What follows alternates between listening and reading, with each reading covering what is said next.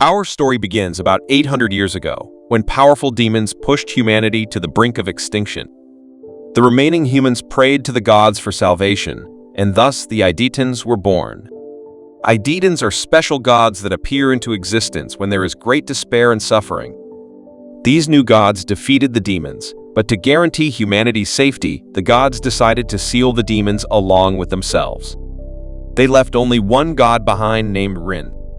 They gave her the task of protecting the seal and looking over the next generation of idetens.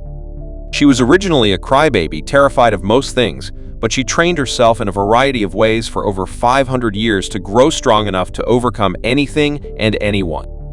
In the present day, Rin trains Hayato, a god who's not particularly smart, but who's incredibly determined to become stronger. However, his training mostly consists of Rin beating him relentlessly. Hayato always hangs out with Yizli, another idetens and one that focuses more on growing intellectually rather than physically. Instead of training, he spent most of his time learning about humanity's rich and deep culture. They both meet up with Paula, who's another idetens with a great personality. She tells him that there's a large group of humans gathering by the glaciers up north, which is rather unusual, so they decide to go check it out. Once there, they notice a bunch of soldiers from the Zobal Empire, a weaponized industrial country with polluted air and water that is also full of greed, corruption, and warfare.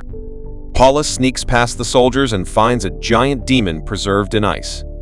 This expedition is led by Dr. Obami, who plans to use the demon to conquer the countries that oppose the Zobal Empire, which is basically the entire world.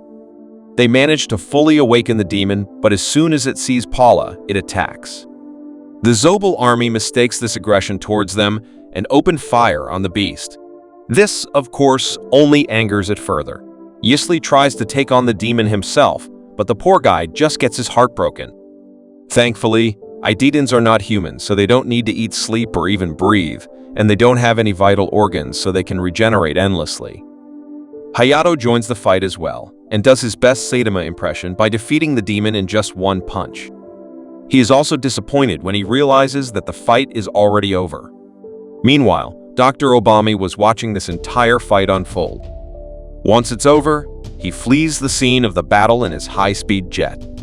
Unfortunately, it's not fast enough to get away from Hayato, who pretty casually catches up to him and accidentally crashes the jet.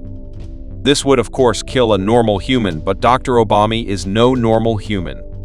In fact, he's not human at all. He was merely a cyborg that was being controlled remotely. Elsewhere in the world, the Zobal Empire is pillaging a city and burning it to the ground. Zobal soldiers come across a nun. She's been praying non-stop to God, desperately begging for peace and salvation, but these soldiers are much more interested in her body than any other kind of divinity. As she stares at the ceiling of her church, she wonders if God has completely abandoned mankind. Unfortunately, the gods that do exist aren't the type to answer prayers. After their wounds have healed, Yizli and Paula realize that there might be more demons out there, and that it would be smart for them to start training in preparation of other encounters.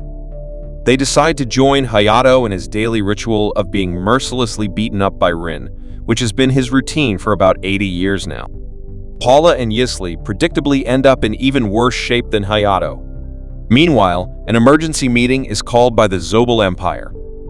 It turns out that Zobal is actually secretly being run by half-human, half-demon hybrids, and that even the Emperor and Empress of Zobal themselves are demons. The leader of these demons is none other than Dr. Obami, who they refer to as the Demon Lord. He's in a different robotic suit at the moment while he fixes up the more lifelike one that was previously destroyed. The Demon Lord shows them footage that he captured of the gods fighting against the giant demon. From the footage, they come to the conclusion that the three gods don't seem particularly stronger than the demons in the room, so they decide to send Nickel, one of their strongest demons, to fight against the gods. Her job is simply to assess their strength, and if possible, kill them all. Nickel descends upon the island where the gods reside with a murderous look on her face, but Ryan seems rather unimpressed. Hayato walks up to Nickel, and she doesn't hesitate to rip a hole right through his chest. This isn't enough to finish off Hayato, so he continues to fight, but Nickel proves to be much stronger than him. Rin interferes by knocking out Hayato, forcing him to stop fighting. She decides that she'll be Nickel's opponent from now on.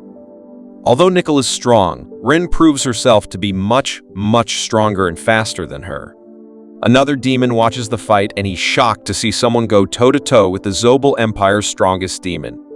Rin pauses the fight temporarily to ask Nickel whether she's a demon or a human. Nickel explains that she's a demon-human hybrid that was created by the Demon Lord. That's really all Rin needed to hear for her to take this fight a bit more seriously. She summons a sword from her hand and slices Nickel's head off with such speed that it seemed as though Rin hadn't even moved. The demon that was watching the fight pretty much stains his underwear at the sight of Rin's overwhelming power. He reports back to the other demons at the Zobal Empire about what he just witnessed, but Rin soon appears behind him and takes his life. His screams of agony are all that the demons can hear on the other side of his transmission. After the fight, Yisli steals Nickel's head so he can take it to his research lab. Meanwhile, the demons hold another meeting and come to the realization that Rin is infinitely more powerful than they had ever expected, and that the demon race is pretty much doomed. To make matters worse, now that Rin is made aware of the existence of demons within the Zobal Empire, she plans to eradicate every single one of them. Rin doesn't care if she needs to destroy the entire Zobal nation to kill a few demons. You see, the idaten's gods generally don't care about humans. They're compelled in a way to protect humanity against demons, but they don't really care about humans killing each other or poverty or war or all the things you would think gods would oppose. The idatens explain that humans don't care if most of a forest is cut down to be turned into a park, but they would intervene if the entirety of the forest was cut down. In that same way, the idatens don't care if humans die, but they would intervene to prevent the extinction of humanity. The gods speculate that the Demon Lord must be a lot stronger than Nickel, so they need to prepare wisely before taking on the Zobal Empire. While Rin stays behind to protect the seal, Yisli and the others go and get Prontia, an idatens who was trained by Rin for 200 years, which makes him the second most powerful god. Once the demons realize that the weaker gods have split up from their master, they send 3 demons after them. While Yisli leaves to bring Nickel's head to his research lab, Pronta decides to help Hayato train, but Hayato can't seem to even damage Pronta at all. 2 demons arrive to interfere in their sparring match, but they're also no match for Prontia. Pronte decides to let the weaker demon fight Hayato and Paula while he takes care of the bigger demon. Although Hayato struggles initially, he eventually gains the upper hand and is able to win the fight. Prontia, on the other hand, doesn't struggle at all and wins easily. Back at the lab, Yisli is cornered by Piscalat, a demon who's a general of the Zobal Empire. Although she's very powerful, she still has a mostly human body. Yisli explains that although human brains are great at resisting pain, they have no defense against pleasure. He affects her with an aphrodisiac that activates her libido and makes it impossible for her to fight back.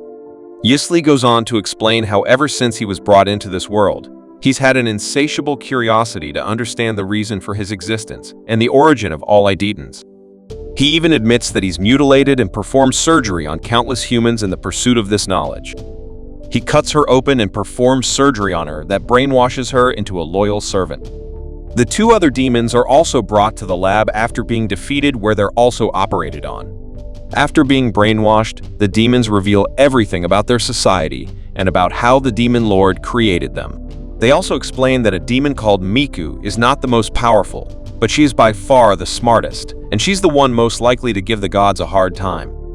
They also explain that although they don't know the Demon Lord's true identity because he always contacts them remotely, they do know that he's existed for over a century, which would be impossible for a human.